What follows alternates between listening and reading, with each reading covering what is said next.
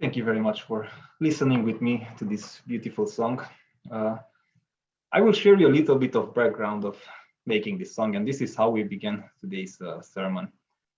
The song was sang in the chapel of the Unitarian High School, and they are living in the Unitarian High School. We have two apartments, and our first Ukrainian guests were housed there. They arrived on a Tuesday with us at us, and we housed them. And they wanted to stay for 2 days with us, but on the second day, when their kids saw that, whoa, there are so many kids in this school, they cried to their parents and they wanted to stay here in Kolozsvár in Transylvania, so they don't go further. They wanted to go to Budapest and Prague. And Masha, who sang in this video, she was crying to her parents to stay in Kolozsvár because she likes it very much. And then she started practicing her singing and learned this song and sang it for the whole school. You could see in the background many students with a tie which had the Unitarian coat of arms imprinted. So this is how she blessed us, and this is how she gifted us with her voice. And we are very glad that God sent us these people in our way. We are Christians, so like 2 or 3 times today you will hear the word of God from my mouth, but I will not abuse God language today. When I was a student at the Meadville Lombard Theological School in Chicago, I got the chance to live in the United States for a year. You can imagine this is a dream come true for every Eastern European person, let alone for a student who has big dreams of life. I was appointed as an interminister to 2 congregations to be able to afford to live in the United States, to receive a little bit of payment. The first congregation was the Unity Temple, Unitarian Universalist congregation in Oak Park, Illinois, a congregation with a beautiful church made by Frank Lloyd Wright. I'm sure that you heard of it or passed through it. And the second congregation was Third Unitarian Church of Chicago, which was in the neighborhood of Austin, one of the poorest neighborhoods of Chicago. So I kind of faced both type of congregations in the US, one that is flourishing and one that has many challenges to face. Obviously, I was 22 years old when I arrived in the US. I arrived to Chicago with an image about the United States that was created by movies in my head. There will be many skyscrapers, I thought. Everybody is very rich. You wish so. I will meet Hollywood stars on every corner, and Lamborghinis and Teslas would cross in front of me on every road. I'm exaggerating a little bit, but I had a way too unrealistic image of the United States. Once I arrived, I realized that the reality is, of course, way different. On my first morning spent in Chicago, I opened the Chicago Tribune newspaper, and on the front page, reality struck me. It was written, 48 people were wounded, 4 of them killed by gunshots on Saturday evening. But this number is lower compared to the same period of last year, so the city officials were relieved. I was like, where did I arrive? To Afghanistan? To Iraq? Nowadays, I would ask if I arrived to Ukraine or the Donbass, or I arrived to the land of free. I didn't know what to think, so I asked the family that hosted me, what was that all about? And they explained me the long history of segregation and crime in the Windy City. I quickly realized that the world, and specifically in the US, is much more complicated than I envisioned before. So my 1 year in your beautiful state of Illinois changed my perspective on life very much, I would say, both in bad ways and in good ways. I obviously faced the systemic problems and failures of your country, the violence, the discrimination, the marginalization, and many other things that I'm sure that you are aware of. But my life changed for the better during that year. What I didn't see in movies or read from the rows of Chicago Tribune is how kind and loving some people can be in the United States. And among those loving people, I can mostly name Unitarian Universalists I have met over there because these were the people that I have met many, many times. One particular family taught me many lessons about humanity: Terry, Judy, and Aaron Grace, a family that opened their home for me and hosted me like their son for a whole year, loving me throughout a challenging time while I was away from my family and fiancé, guiding me through the reality of the city and the US, and basically showing me what loving kindness means beyond words, in the deepest reality of life, in its authenticity and honesty. Why am I sharing you my personal experiences? You might ask, rightfully so. Because this was a point where I realized that I was sent by my church to the United States to study and bring home all the wisdom that I can gather from seminary. But I realized that I learned more than the philosophy of liberal religion or the history of the Unitarian Universalist Church in the United States, or how to be a congregational leader. I learned from my American family and community how to love unconditionally. And I think that is the biggest lesson that a person can love.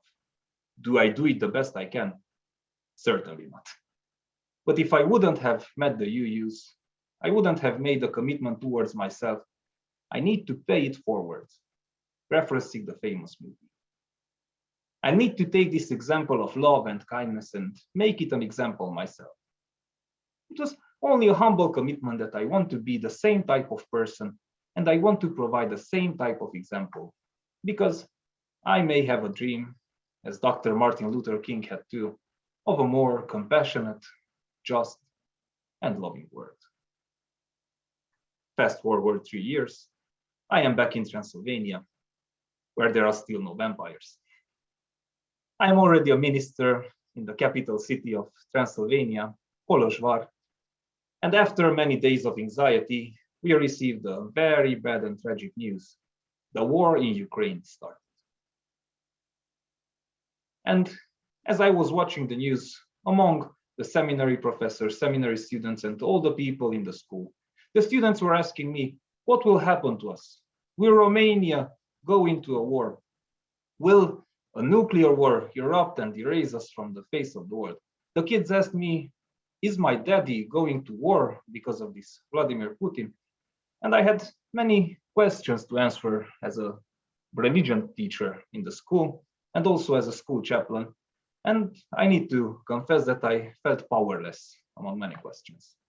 But one thing I told is that now is the time that we show up and show our love towards the world. When it is trouble, when there is tragedy, we need to show compassion, because that is what is healing our world. And from my experience in America, in the United States, I think I knew exactly what to do, thanks to you, fellow Unitarian Universalists. You showed us so many great examples on how to take care of refugees, even today in the offertory, how to make the everlasting love an experienced reality of this world, not just words, but action. That I felt now is the time to put in practice what I saw. We offered in our church headquarters our free church apartments towards those in need, and soon 2 families contacted me through WhatsApp, only writing that, hello, my name is Lena, I am from Odessa, can you help us?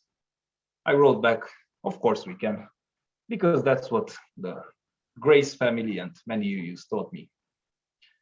And this is how Masha, who sang for you a couple of minutes earlier, arrived to us in Kolozsvár, Transylvania. They wanted to stay 2 days, as I mentioned, but they decided to stay now almost for 5 months. And we had many, many conversations in the evenings with each other. We shared our experiences and thoughts with each other about culture, about war, about Russians and Ukrainians.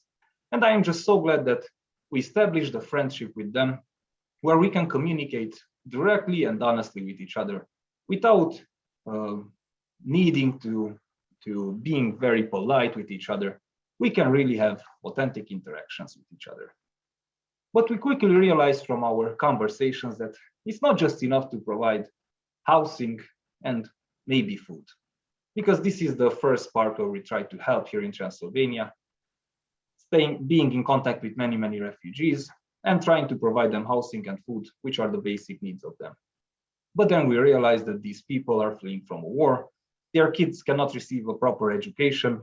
So we as a school and the church try to organize these type of activities for them. And again, I was learning from the US that it's not only necessary to provide the basic needs, we are working with human people who have very normal human needs, as all of us do.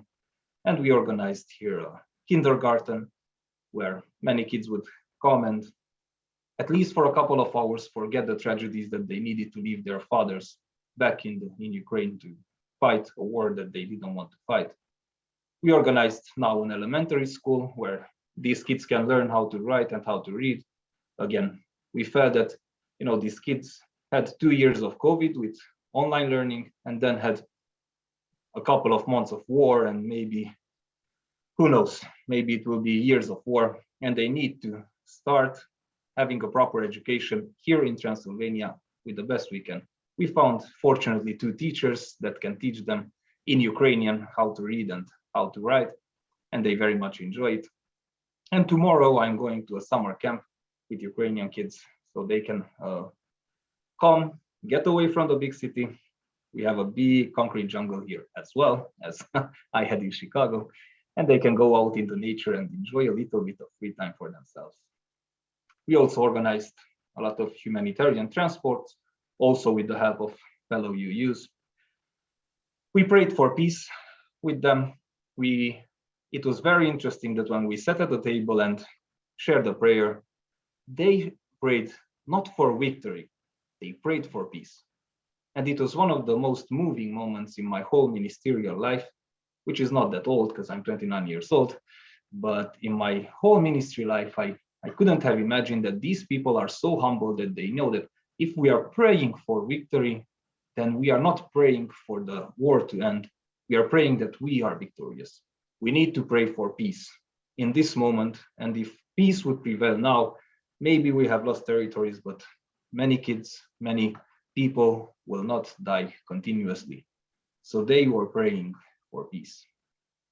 We have met many elder people who needed to flee the war. One particular old couple who did not speak any other language than Russian arrived to us, and although we were communicating through WhatsApp for 2 days, I showed them the pictures of the apartments where they would live. I assured them that we are not taking any money for our help. They constantly asked us, is it true? Will we live in the street if we arrive at the train station? Will somebody be waiting for us? And they didn't believe that someone is helping them, that some people offered their apartments for them to have a housing until the war ends. And they came down to the train station and they saw us, and they were relieved that they really met us and they don't need to sleep on the streets. That was their belief. And these are very, very moving stories. One more story I would like to share with you before I continue with the more philosophical, I should say, part of the sermon, is the story of Svetlana. She was also a refugee from Ukraine, but she was Russian. She arrived here, somehow arrived to the airport of Polozhvar, but didn't know how to go further. We ran into her at the airport, asked her where she wants to go. She said she needs to go to Moscow to her son. And we said, okay, it is quite hard to organize it for you. Let's come to our apartment, sleep here 2 days, and until then, we will help you buy flight ticket. We will help you organize this travel, because it's not an easy travel to go to Moscow and there are no airlines that are serving the country. She came here. We housed them with the other Ukrainian people. We sat at the table. The Ukrainian friends made us Ukrainian borscht, which is a traditional soup of them. And we sat down, we started to eat. And Svetlana says that she needs to go to Moscow because she needs to reunite with her son, who is a Russian soldier. The Ukrainian borscht stood in our guts for like a couple of seconds. But then all of us who were sitting at the table, Transylvanians and Ukrainians, realized that we are here to help. We are here to help everyone. And this poor old woman has no problem that she has a son who fights for the Russian army. We had very, very high problems with it, as you can imagine. But we said that if there is a person who we need to help to reunite with her son, this is what we need to do. And maybe from our example, she can tell her son to convince his fellow soldiers that, these people are not so evil and not so Nazi as they would like to believe. And we helped them. We helped Svetlana to get to Moscow through Istanbul, and the Ukrainian people and myself went with her to the airport, and she hugged us and she thanked us for all our help. And that's when we realized that love is not always easy to make it a reality. Love is not always easy to practice. There are times when we would like to philosophize and to tell other people that is not good what you are doing, what your son is doing, but when there is a need of love, we need to love unconditionally, even when it's hard, even when our soul is screaming. Unconditional love is never easy, but if we succeed to practice it, then we are changing the world for the better. And thus we helped the poor elderly woman reunite with her son. And that was our help. And that was one of the most moving experiences for us. All of us at the table realized that we need to help at this moment and not put an unnecessary effort towards this poor woman who couldn't find her way towards her son.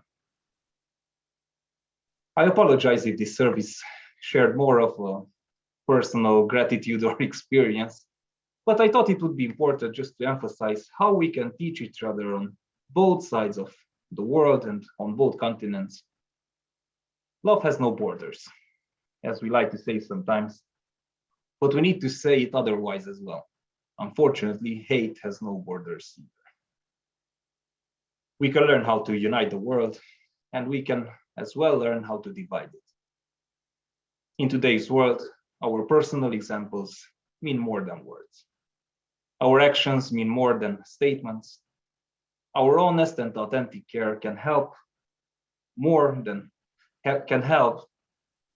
our honest and authentic care and help means more than compassionate thoughts. Vladimir and the family that is living with us since like 4 months are always thanking us. They say thanks many, many times for our help. And I told him after like a week, come on, my friend, don't thank us so many times. I am sure that you would do the same for us if we would be in the same situation.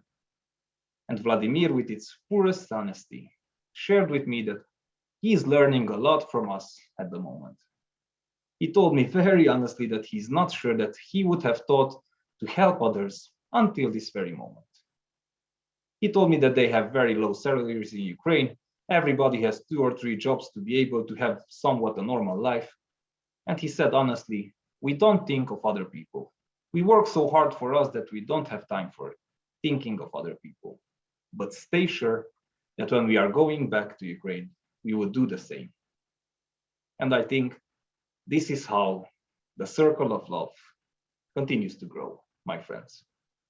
We learn it, experience it, and share it forward. I saw it in the United States. I passed it on in Transylvania and will continue to live in Ukraine, and who knows from Ukraine where it will travel. It may have went with Svetlana to Moscow.